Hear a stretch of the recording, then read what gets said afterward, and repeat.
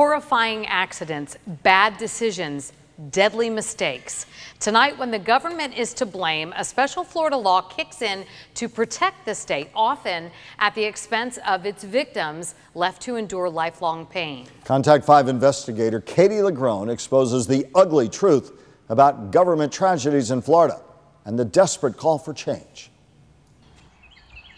Jen, go look in your book. No victim of tragedy Sometimes I forget what she was like before. will ever tell you She's my little girl. surviving is easy. In an adult body.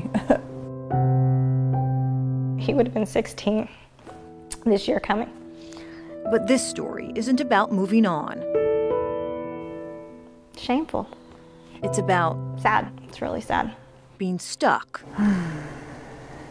in a state system It's ugly. Very ugly.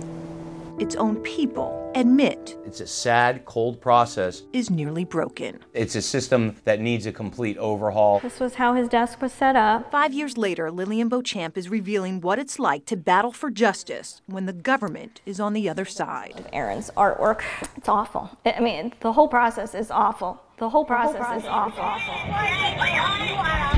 Awful began March 26, 2012. 9-year-old Aaron was riding the bus home when the driver turned into the path of an oncoming semi. I'm so sorry! What did I do? Aaron was one of 30 students on the bus that day and the only student to die. You just think about the things that you've missed. Lots of things in 5 years.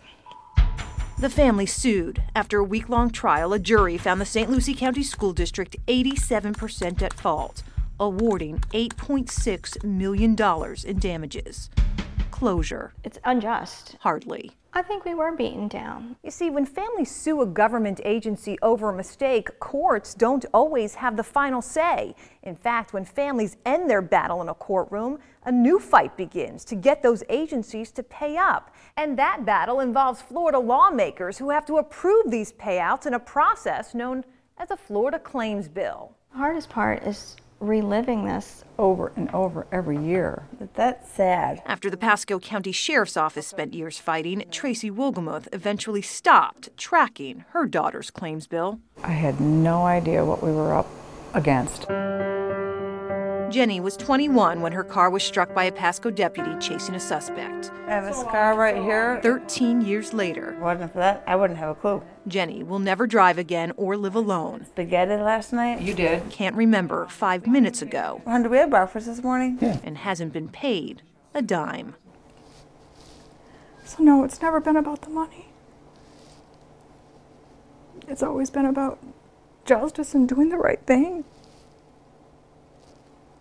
I think, without question, the state of Florida has one of the worst claims bill processes that you could possibly have. Veteran State Representative Evan Jenny of South Florida has tried changing Florida's system for years. There are very powerful folks on the other side of this issue that would like to see nothing change. One idea? Increasing Florida's limit on how much victims can get paid without a claims bill. Right now, Florida's cap is just $200,000.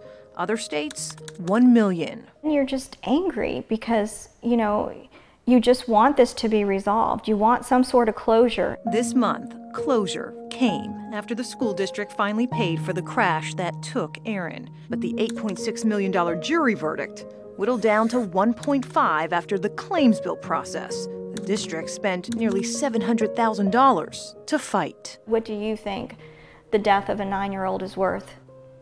It's sad. It's really sad. It's filled out. Jenny is also finally getting paid for the government mistake that stole her memory. $8.6 million, now $2.6 million, after her Tallahassee battle went on for an entire decade.